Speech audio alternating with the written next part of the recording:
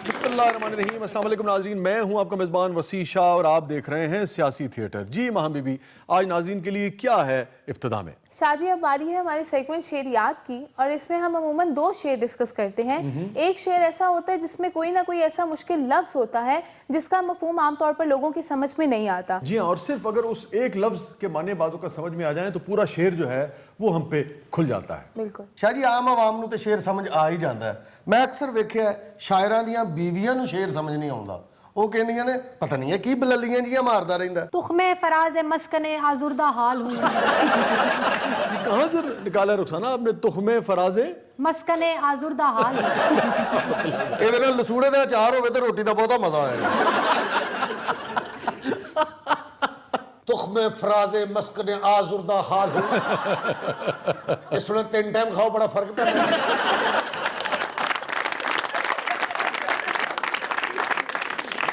ਇਹ ਰੁਖਸਾਨਾ ਦੀ ਆਪਣੀ ਕਿਤਾਬ ਦਾ ਸ਼ੇਰ ਹੈ ਜੀ। अच्छा जी, कौन सी? ਝਾਕਾ। वाह जी वाह, रुखसाना साहबा ने की मिसरा किया है शाह जी। तुख्मे फराजे मस्कने आजुर्दा हाल हूँ। ਕਮਜ਼ੋਰ ਸ਼ਾਇਰ ਦਾ ਤੇ ਪੱਠਾ ਚੜ ਜਾਂਦਾ ਜੇ ਇਹੋ ਜਿਹਾ ਮਿਸਰਾ ਕਹਿ ਕੇ। इसके अलावा शाह जी, हम इस सेगमेंट में कोई ऐसा शेर भी डिस्कस करते हैं जिसका कोई एक मिसरा तो आमतौर पर लोगों में बहुत मकबूल होता है, लेकिन दूसरा मिसरा कम ही लोग जानते हैं और उसके शायर से भी कम ही लोग आशना होते हैं। देखो ना शाह जी, ऐस शेर दा दूसरा मिसरा बच्चे बच्चे नू याद है। शेर एक बारी फेर, शेर एक बारी फेर। पहले मिसरे दा किसी नू पता ही नहीं। वो क्या है? होर किन्ना पाओगे हनेर, शेर एक बारी फेर। शाह जी, आ ਜਿਹੜਾ ਮਿਸਰਾ ਹੈ ਹੋਰ ਕਿੰਨਾ ਪਾਓਗੇ ਹਨੇਰ, ਇਹ ਮੇਰਾ ਖਿਆਲ ਇਹਨਾਂ ਦੇ ਖਿਲਾਫ ਨੈਪ ਵਾਲਿਆਂ ਨੇ ਲਿਖਿਆ। ਉਹ ਭੋਲੇ ਬਾਦਸ਼ਾਹ ਨੈਬ ਵਾਲਿਆਂ ਦੀ ਇੰਨੀ ਹਿੰਮਤ ਕਿੱਥੇ ਜੇ ਕਿ ਮਿਸਰਾ ਲਿਖ ਸਕਣ? ਮੈਨੂੰ ਲੱਗਦਾ ਜ਼ਬਰਦਸਤੀ ਲਿਖਾਇਆ। ਉਹ ਲਿਖਾ ਨਹੀਂ ਤੇ ਚਪੇੜਾ ਖਾਓਗੇ।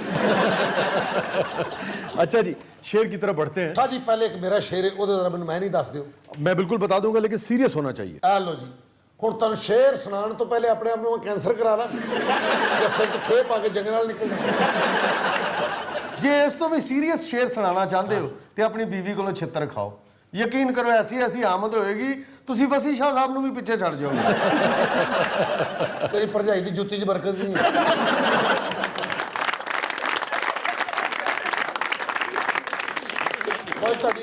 शेर सुना। बिल्कुल सुनाए, मगर सीरियस होना चाहिए जरा साहब। शाह जी, किन्ना सीरियस हो जाए, मोढ़े ते काली चादर रख ला। शेर सुनाना अपने सौरे हाल नहीं जाना। शेर अर्ज कीता जी अपना धुप्पे फिरन वाले। शेर अर्ज कीता है, कोई चलदी नहर होवे 72-50 दी खैर हो। काना पानी विच तर जावे। वाह वाह वाह। काना पानी विच तर जावे। काना पानी विच तर जावे, जे ढोल गैरा विच होवे बंदा डुब के मर जावे। ਸਰਦਾਰ ਸਾਹਿਬ, ਲੱਗਦਾ ਹੈ ਸਾਰੇ ਸ਼ੇਰ ਤੁਸੀਂ ਟੂਲ ਤੇ ਬਹਿ ਕੇ ਲਿਖੇ ਨੇ। ਜਿੱਦੇ ਫਿੱਕੇ ਸ਼ੇਰ ਲਿਖੇ ਨੇ, ਕਿਸੇ ਟਾਈਮ ਵੀ ਡੁੱਬ ਕੇ ਮਰਨਾ ਪੈ ਸਕਦਾ। ਤੇਰਾ ਕਲਾਮ ਤੇ ਯੂਨੀਵਰਸਿਟੀ 'ਚ ਪੜਾਇਆ ਜਾਂਦਾ ਹੈ।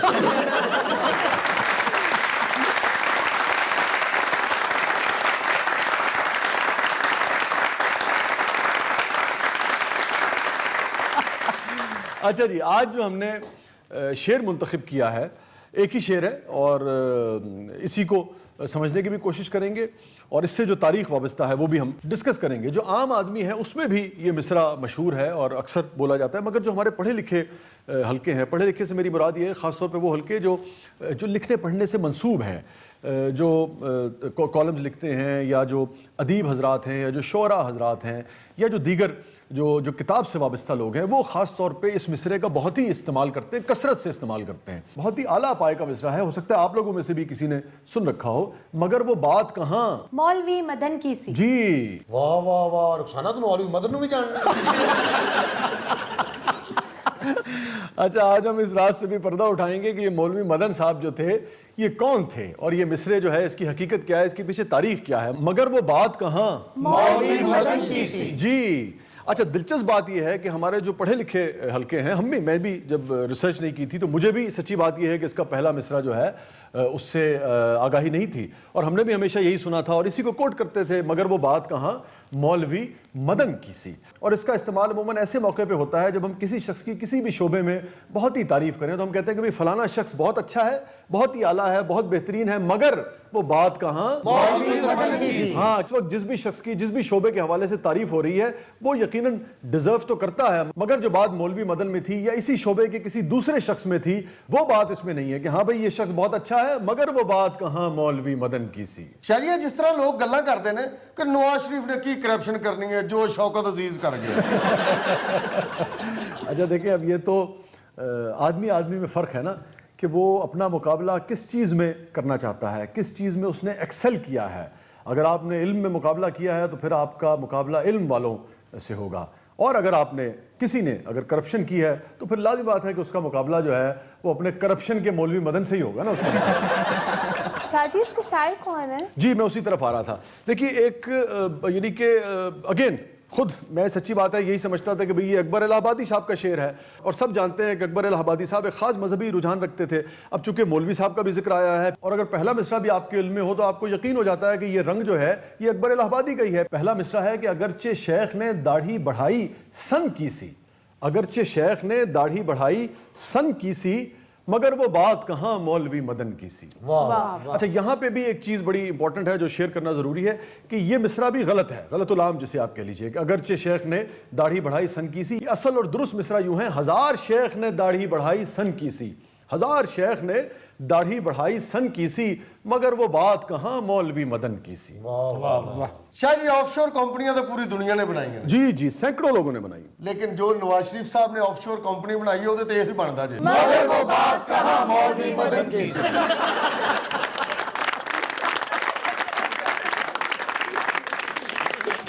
अच्छा जी, तो अकबर इलाहाबादी साहब का ये शेर नहीं है, हजार शेख ने दाढ़ी बढ़ाई सन की सी, मगर वो बात कहाँ मौलवी मदन की सी।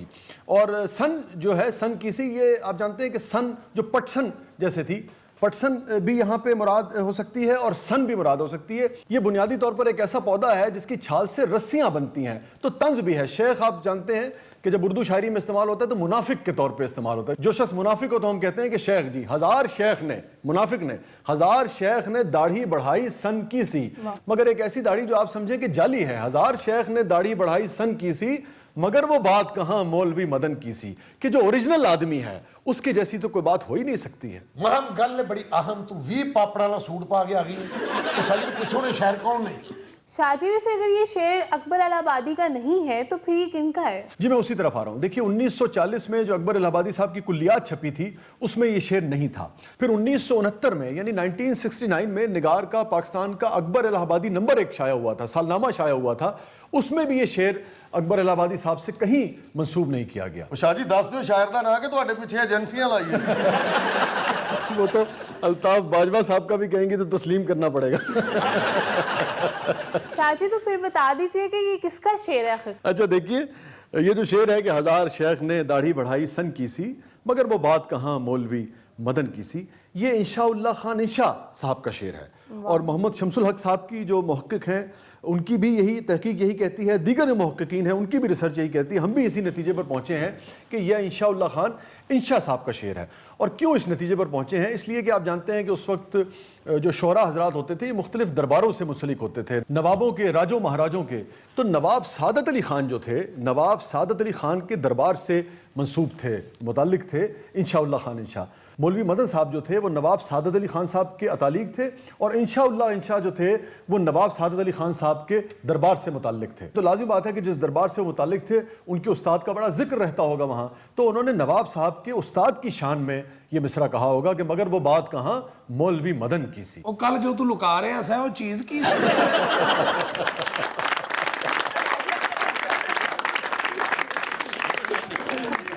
Stay with us, कहीं नहीं जाइएगा, छोटे से वक्फे के बाद वापस आते हैं। प्रोग्राम के लिए मतलब में आपके लिए बहुत कुछ है, आप देख रहे हैं सियासी थिएटर। वेलकम बैक नाज़रीन, प्रोग्राम में दोबारा हाजिर खिदमत है। इंशाउल्लाह खान इंशा 1756 में 1756 में इनकी पैदाइश हुई और 1817 में इनकी वफात हुई। उर्दू और फारसी में इनका ज़्यादा कलाम जो है वो पाया जाता है, मगर अरबी में, टर्किश में और पंजाबी ज़ुबान में भी इंशाउल्लाह खान इंशा ने लिखा है। और रुबाइयात, कतात और गज़लें और मसनवी, हर जितनी मुख्तलिफ असनाफ हैं शेर की, उसमें इन्होंने तब आजमाई की है। कुछ लोगों का ये भी कहना है कि इनकी बहुत सारा कलाम जो था वो मुतनाज़ था, कुछ उसको मुतनाज़ कहते हैं, कुछ ये कहते हैं कि बहुत ही गैर रिवायती था। मगर ये तय है कि इस नौइयत का गैर रिवायती कलाम जो है वो इनके यहाँ पाया जाता है कि अगर आप पढ़ें तो बाज़ औक़ात आपके कान भी लाल हो सकते हैं। ਕੰਨ ਲਾਲ ਹੋ ਜਾਂਦੇ ਸਨ ਕਿਉਂ ਸ਼ਾਹ ਜੀ ਇਹ ਸ਼ੇਰ ਸੁਣਾਉਣ ਦੇ ਨਾਲ ਚਪੇੜਾਂ ਵੀ ਮਾਰਦੇ ਸਨ ਨਹੀਂ, ਜੋ ਸੁਣਦਾ ਨਹੀਂ ਸੀ ਉਹਨੂੰ ਪੈਂਦੀਆਂ ਸੀ।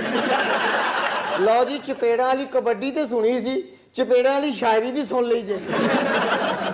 ਅਜੇ ਮੈਂ ਤੈਨੂੰ ਠੁੱਡੇ ਵਾਲੇ ਨਗਮਾਤ ਸੁਣਾਣੇ ਨੇ।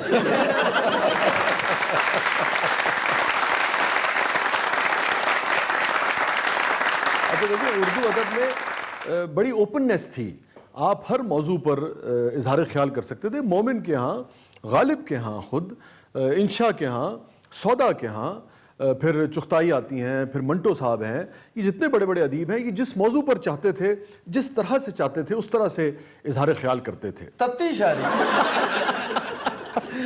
बस ज़िंदगी के मुख्तलिफ रुख हैं, उस पर जिस तरह से वो देखते थे, सोचते थे, उसे दर्ज कर देते थे, लिख देते थे। ये जो घुटन अब आपको नज़र आती है, ये ना उर्दू अदब में कहीं थी और ना ही माशरे में हुआ करती थी। ये बहुत ही थिन लाइन है कि कोई माहिर आर्टिस्ट अगर केयरफुली किसी पेचीदा या सेंसिटिव मौजू को अगर हैंडल करेगा और डील करेगा तो पीस ऑफ आर्ट जो है वो तख्लीक हो सकता है, वरना नतीजा जो है वो लच्चरपन की सूरत में सामने आता ਹਾਏ ਮੈਂ ਖਾਲੀ ਹਰੀ ਮਿਰਚ ਪਿੰਡਾ ਗਿਆ ਮੇਰਾ ਤਿੜਕ ਤਿੜਕ। है। मैं यही कह रहा था कि देखें, एक सूरत ये है कि आप जो कुछ सोच रहे हैं उसको इस तरह से बयान कर दें जैसे आपने बयान किया।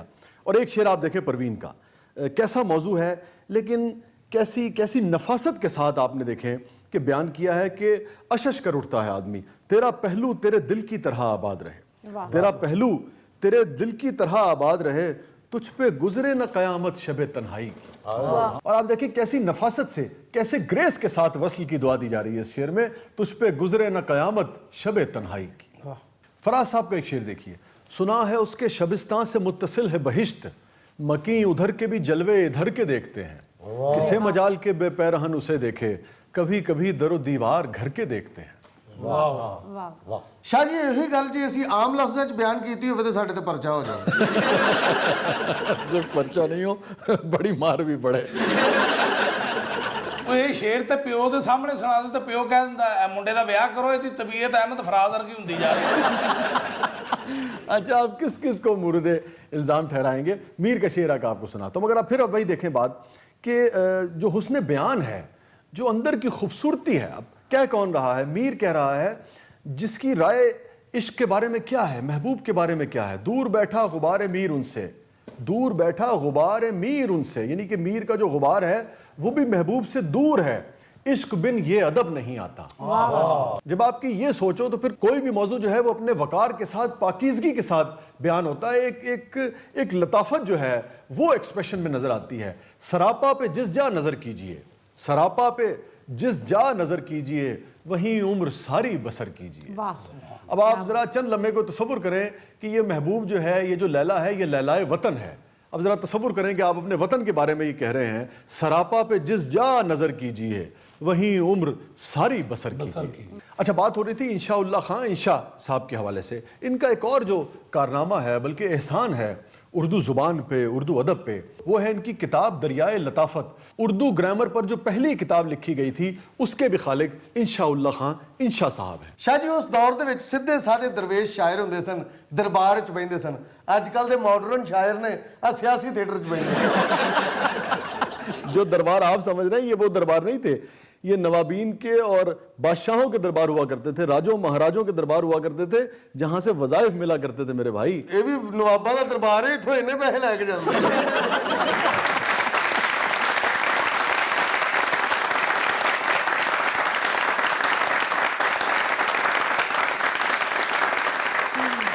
stay with us, कहीं नहीं जाइएगा, छोटे से वक्फे के बाद वापस आते हैं प्रोग्राम के लिए। मतलब में आपके लिए बहुत कुछ है, आप देख रहे हैं सियासी थिएटर। वेलकम बैक नाज़रीन, प्रोग्राम में दोबारा हाजिर खिदमत है जी। इकरा बीबी, क्या है नाज़रीन के लिए सेगमेंट? जी शाह जी, हमारा बहुत ही इंटरेस्टिंग सेगमेंट है, ज़रा ढंग से सुनिएगा। होता ये है कि ऑडियंस में से किसी भी एक के कान पे हेडफोन्स होते हैं, फिर उसमें लाउड म्यूजिक चल रहा होता है, हमारे दोस्त कोई जुमला कहते हैं और वो उसको होंठों की जुम्बिश से पूछते हैं कि वो क्या कह रहे हैं। माँ सदके जाए, बड़ी लूडो वर्गी शर्ट पाई है। ਇਹੋ ਜੀ ਕੁੜੀ ਆਪਣੇ ਖਾਮਦ ਦੇ ਨੱਕ ਚੁੰਗਲਾਂ ਫਸਾ ਕੇ ਕਹਿ ਰਹੀ ਹੁੰਦੀ ਹੈ ਮੈਂ ਤੁਹਾਨੂੰ ਚੈੱਕ ਕਰ ਰਹੀ ਥੀ ਤੁਮ में कितना है दम। ਸਰਦਾਰ ਸਾਹਿਬ ਮੇਰੇ ਖਿਆਲ ਤੁਹਾਡੀਆਂ ਨਾਸਾਂ ਇਸੇ ਵਜ੍ਹਾ ਤੋਂ ਚੌੜੀਆਂ ਹੋਈਆਂ।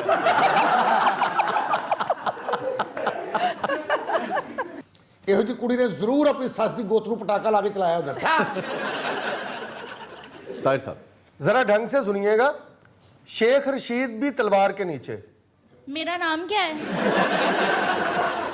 बेटा तो मुच्छा रखिया हूं शेख रशीद ही लग गई। शेख रशीद तलवार के नीचे। सिगरेट?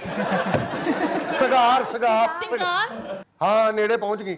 शेख रशीद तलवार के नीचे। सिंगार को तोड़ना है? शेख रशीद मफरल। कोई सिगरेट पी रहा है? शेख रशीद भी तलवार के नीचे। बेटा कोई बड़ा तलवार से मर गया? कौन मर गया? बेटा बड़ा तेरा पीठी वाले लड्डू वर्गा मुंह है। शेख रशीद भी तलवार के नीचे। तलवार तलवार के टूट गई है। सारे मुल्क दी तलवारां तोड़ी जानी। ਬੇਟਾ ਇੰਨੀ ਵਾਰੀ ਤੇ ਮੁਗਲਾਂ ਨੇ ਨਹੀਂ ਤੋੜੀਆਂ ਜਿੰਨੀ ਵਾਰੀ ਤੂੰ ਤੋੜਦਾ।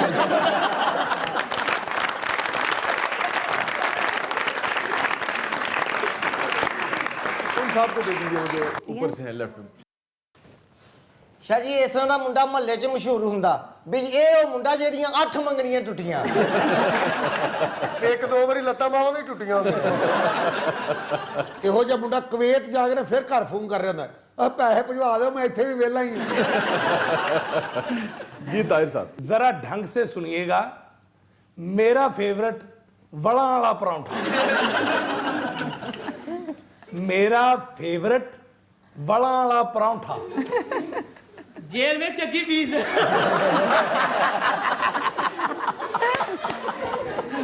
मेरा भरावा चेहरा तो तेरा जेल कट्टण वाला ही है। मेरा फेवरेट वाला पराठा। 10 रोटियां पका लिए तवे पे ऐसे ऐसे। की क्या बात है इतनी ज्यादा? 10 रोटियां। ਉਹ ਪਿੰਡ ਦੇ ਅਕਸ਼ੇ ਕੁਮਾਰ मेरा ਮੇਰਾ ਫੇਵਰੇਟ ਬੜਾ ਵਾਲਾ ਪਰਾਠਾ। ਟੁਰੇ ਜਾਂਦੇ ਕੰਧ 'ਚ ਵੱਜਣ ਵਾਲੇ ਆ।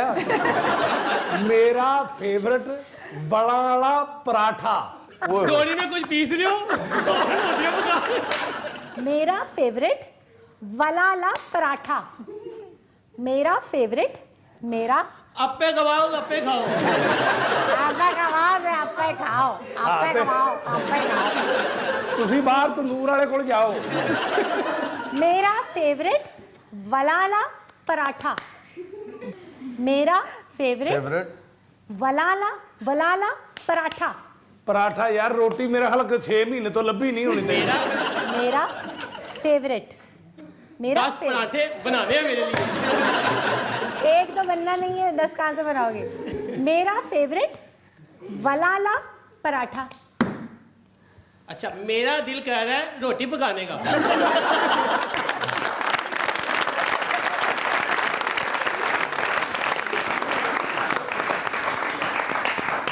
अच्छा जी थैंक यू वेल प्लेड। इनको दे दीजिए ये जो मोहतरमा इधर। ਇਹੋ ਜੀ ਕੁੜੀ ਨੇ ਆਪਣੇ ਮੁਰਸ਼ਦ ਨੂੰ ਜ਼ਰੂਰ ਫੈਂਟੀ ਲਾਈ ਹੁੰਦੀ।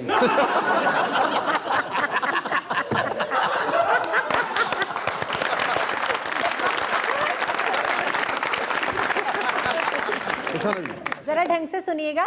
हेलीकॉप्टर से कपड़े सुखाऊंगी। हेलीकॉप्टर से कपड़े सुखाऊंगी। कपड़े सुखाऊंगी। धोने हैं। आपने तो मैं धो के आई थी। हेलीकॉप्टर से कपड़े सुखाऊंगी। हेलीकॉप्टर पीएसएल मेरे छत पे हो रहा ना इसलिए। पंखा चल रहा है। हवा दे रहा है। ਮੈਨੂੰ ਲੱਗਦਾ ਬਾਜੀ ਕੱਪੜੇ ਆਪਣੇ ਬੰਦੇ ਕੋਲੋਂ ਧਵਾਉਂਦੀ। हेलीकॉप्टर से कपड़े सुखाऊंगी। कैसे कपड़े सुखाऊंगी? हेलीकॉप्टर हेलीकॉप्टर से कपड़े सुखाऊंगी। से कपड़े सुखाऊंगी। आप बेटा जी इनको दे दीजिए। ਸ਼ਾਹ ਜੀ ਇਸ ਤਰ੍ਹਾਂ ਦੀ ਲੜਕੀ ਨੂੰ ਘਰ 'ਚ ਕੋਈ ਕੰਮ ਨਹੀਂ ਕਹਿੰਦਾ ਵੀ ਇਹ 'ਚ ਜਿੰਨ ਬਹੁਤ ਜਲਦੀ ਆਉਂਦੇ। ਬਾਜੀ ਦਾ ਮੂੰਹ ਹੀ ਮਾਸ਼ਾਅੱਲਾ ਮੰਨਤ ਵਾਲੇ ਬਦਾਨੇ ਵਰਗਾ।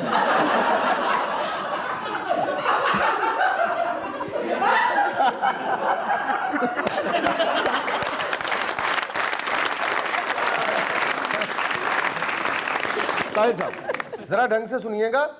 बीवी का जूता हर बीमारी का इलाज। बाजी ने मुंह इंज बना लिया जिवें दी रुखसती होने लगी। बीवी बीवी बीवी का जूता हर बीमारी का इलाज। बीवी का जूता हर बीमारी का इलाज। मेरी भैन मलंगनी लगदी। कुछ बाजी बोलो। सवाल कीता ताड़ी याददाश्त चले गई। बीवी का जूता, बीवी का का जूता, वेरी गुड। बीवी का जूता हर बीमारी का इलाज। बीवी का जूता हर बीमारी का इलाज। हर बीमारी का इलाज। हर बीवी का जूता हर बीमारी का इलाज। मेरी भैन तू बंदे को मारते नहीं खांदी। बीवी का जूता हर बीमारी का इलाज। हर बीमारी का इलाज। हर बीमारी का इलाज।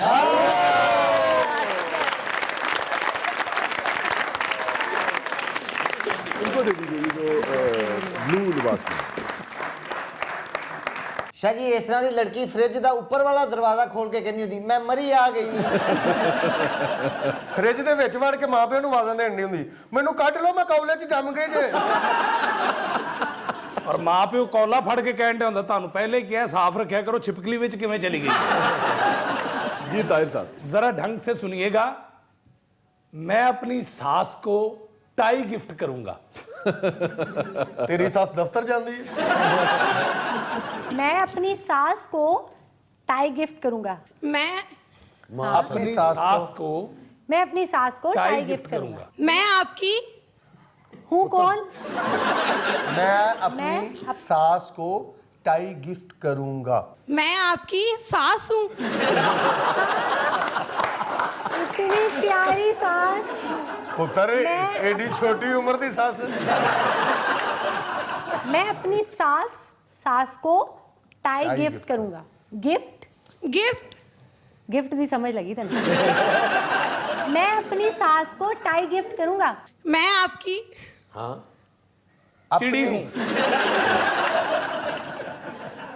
मैं अपनी सास को टाई गिफ्ट करूंगा। मैं अपनी सास को टाई गिफ्ट टाई करूंगा। गिफ्ट क्या गिफ्ट करूंगा? टाई गिफ्ट टाई गिफ्ट करूंगा।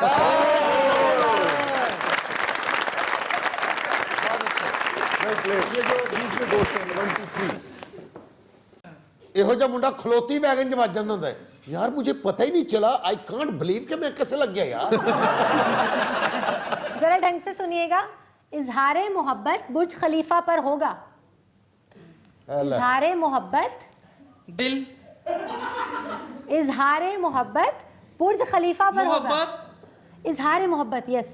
इजहारे मोहब्बत डौले सलमान खान के एन कन्ने वाली।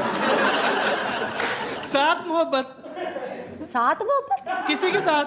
इजहारे मोहब्बत इजहारे मोहब्बत बुर्ज खलीफा पर होगा। इजहार के साथ सास के साथ। इजहारे मोहब्बत बुर्ज खलीफा पर होगा। माँ के साथ मोहब्बत। माँ के साथ तो सभी प्यार करते हैं। इजहारे मोहब्बत बुर्ज खलीफा पर होगा। चांद पे जाना मोहब्बत करके।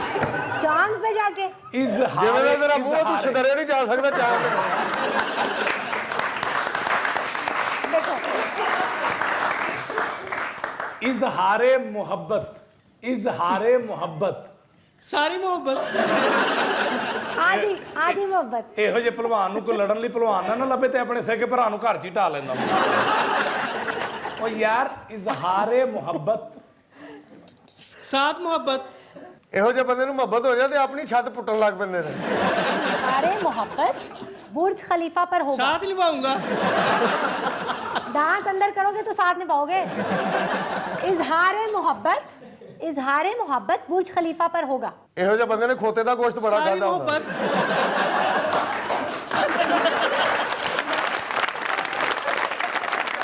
इन बच्ची को दे दीजिए सबसे नीचे। शाह जी इस तरह की लड़की महल्ले च मशहूर होंगी भी ठूए का दम यही करती है। जी ताहिर साहब, जरा ढंग से सुनिएगा। चूहा बा मुकाबला शेर किस तरह फेर। चूहा बा मुकाबला शेर किस तरह बाबरा फेर? शरीफ नहीं बाजी, नवाज शरीफ। चूहा चूहा बामुकाबला शेर किस तरह फेर? बब्बर शेर मेरी भैन लगदा चिड़िया घर ही रहिंदी। चूहा चूहा बामुकाबला शेर। मुझे क्या पता होगा। तू मेरी भैन चूहे को पूछ ला जाके। ਇਹੋ ਜੀ ਬਾਜੀ ਘਰ ਦਾ ਕੋਈ ਕੰਮ ਨਹੀਂ ਕਰਦੀ ਹੁੰਦੀ, ਸ਼ਾਨ ਪੂਰਾ ਸਪੈਸ਼ਲ ਵੇਚਦੀ ਹੁੰਦੀ। चूहा बामुकाबला शेर किस तरह फेर? कुछ है यहाँ। हाँ जी। ਬਾਜੀ ਪੈਰਾਂ 'ਚ ਚੂਹਾ ਛੱਡਾਂਗੇ ਫੇਰ ਹੀ ਪਤਾ ਲੱਗੇਗਾ। चूहा ਸਰਦਾਰ ਸਾਹਿਬ ਬਾਜੀ ਦਾ ਦੁਪੱਟਾ ਟੁੱਕੋ, ਉਹਨਾਂ ਨੂੰ ਪਤਾ ਲੱਗੇਗਾ। हाल शादी का। क्या क्या बोले? शादी का हाल। शादी का चूहा सुआ। सुहा साडे सिर च।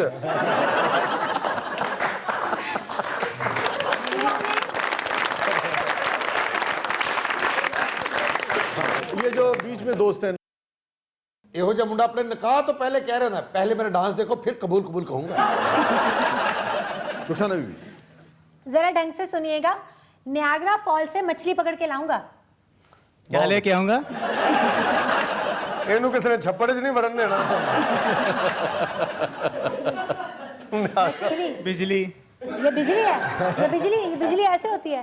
मछली मछली हाँ मछली मछली नियाग्रा फॉल से मछली पकड़ के लाऊंगा। मछली पकड़ के लाऊंगा। कहाँ से? ये ठीक है, मछली पकड़ के लाऊंगा। ਇਹਦੇ नियाग्रा ਵਰਗੇ फॉल। ਬੰਦੇ ਨੇ ਪੂਰੀਆਂ ਸਰਦੀਆਂ 'ਚ ਮੱਛੀ ਨਹੀਂ ਖਾਧੀ ਹੁੰਦੀ। गर्मियों से खांदा है कि सस्ती हो जाएगी। क्या कह रहे हो भाई? मच्छी नहीं खाती कभी? ਇਹ ਗੱਲ ਫੜ ਲਈਏ। नियाग्रा फॉल ਨਿਆਗਰਾ ਫਾਲ से मछली पकड़ के लाऊंगा। दरिया से मछली पकड़ के लाऊंगा। ਉਹ 17 ਲੱਖ ਦਾ ਵੀਜ਼ਾ ਲਵਾ ਕੇ ਕੈਨੇਡਾ ਕਿਉਂ ਨਹੀਂ ਜਾਂਦਾ? Niagara fall. Niagara fall. Naga fall से मछली पकड़ के लाऊंगा।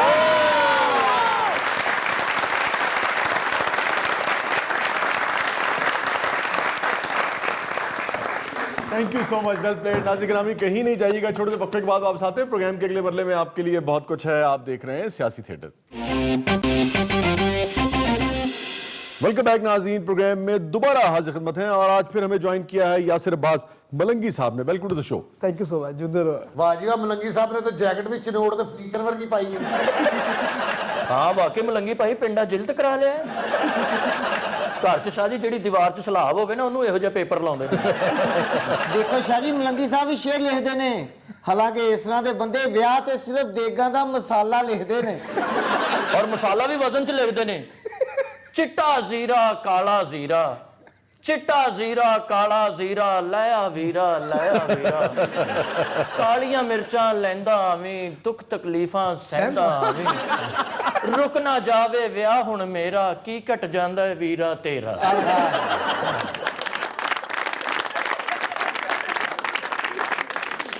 अदरक लहसुन कुटना पैना, ताए नू भी पुछना पैना। ਹਾਏ ਹਾਏ ਛੋਟੀ ਬੋਟੀ ਵੱਡਾ ਫੁੱਫੜ। ਅਰੇ ਵਾਹ ਵਾਹ। ਛੋਟੀ ਬੋਟੀ ਵੱਡਾ ਫੁੱਫੜ, ਸਾਰਾ ਟੱਬਰ ਮੰਗੇ ਕੁੱਕੜ। ਛੋਟੀ ਬੋਟੀ ਵੱਡਾ ਫੁੱਫੜ, ਸਾਰਾ ਟੱਬਰ ਮੰਗੇ ਕੁੱਕੜ, ਦਸਤੇ ਤਾਇਆ ਕੀ ਪਕਾਈਏ, ਸ਼ਰੀਕਾਂ ਨੂੰ ਕਿਵੇਂ ਭੁਗਤਾਈਏ। शरीका राजी करना दुनिया का सब तो औखा काम है। अच्छा मलंगी साहब, आज क्या लेके आए हैं हमारे? ਹਾਂ ਅੱਜ ਬਲਕਿ ਨਜ਼ਰ ਵਿੱਚ ਸਾਡੇ ਘਰ ਜੇ ਦਾਣੇ ਹੁੰਦੇ ਅਸੀਂ ਵੀ ਬੜੇ ਸਿਆਣੇ। ਵਾਹ ਸਾਡੇ ਘਰ ਜੇ ਦਾਣੇ ਹੁੰਦੇ ਅਸੀਂ ਵੀ ਬੜੇ ਸਿਆਣੇ ਹੁੰਦੇ। ਕੱਪੜੇ ਦੀ ਮਿਲਾਈ ਹੁੰਦੀ, ਬਾਹ ਤੇ ਰਾਡੋ ਪਾਈ ਹੁੰਦੀ। ਵਾਹ ਜੀ ਵਾਹ। ਕੱਪੜੇ ਦੀ ਮਿਲਾਈ ਹੁੰਦੀ, ਬਾਹ ਤੇ ਰਾਡੋ ਪਾਈ ਹੁੰਦੀ, ਥਾਣੇ ਤੱਕ ਰਸਾਈ ਹੁੰਦੀ, ਭਾਵੇਂ ਅੱਖੋਂ ਕਾਣੇ ਹੁੰਦੇ। ਸਾਡੇ ਘਰ ਜੇ ਦਾਣੇ ਹੁੰਦੇ ਅਸੀਂ ਵੀ ਬੜੇ ਸਿਆਣੇ ਹੁੰਦੇ। ਵਾਹ ਵਾਹ ਵਾਹ। ਅਸੀਂ ਔਰ ਮੈਂ ਵੀ ਯੂਰਪ ਦੌਰੇ ਜਾਂਦਾ। वाह ਮੈਂ ਵੀ ਯੂਰਪ ਦੌਰੇ ਜਾਂਦਾ, ਪੈਰਿਸ ਦੇ ਵਿੱਚ ਕੋਠੀ ਪਾਉਂਦਾ। वाह। ਮੈਂ ਵੀ ਯੂਰਪ ਦੌਰੇ ਜਾਂਦਾ, ਪੈਰਿਸ ਦੇ ਵਿੱਚ ਕੋਠੀ ਪਾਉਂਦਾ, ਗੋਰੀ ਪੈਰ ਦਬਾਉਂਦੀ ਮੇਰੇ, ਟੈਲੀਫੋਨ ਸਰਾਣੇ ਹੁੰਦੇ। ਸਾਡੇ ਘਰ ਜੇ ਵਾਹ, ਦਾਣੇ ਵਾਹ, ਹੁੰਦੇ ਵਾਹ। ਅਸੀਂ ਵੀ ਬੜੇ ਸਿਆਣੇ ਹੁੰਦੇ। ਮੈਂ ਵੀ ਯੂਰਪ ਦੌਰੇ ਜਾਂਦਾ, ਪੈਰਿਸ ਦੇ ਵਿੱਚ ਕੋਠੀ ਪਾਉਂਦਾ। ਸ਼ਾਹ ਜੀ ਭਾਵੇਂ ਸ਼ਾਇਰ ਹੈ, ਹਲਕਾ ਜਿਹਾ ਜ਼ਰਦਾਰੀ ਇਹਦੇ ਅੰਦਰ ਵੀ ਹੈ।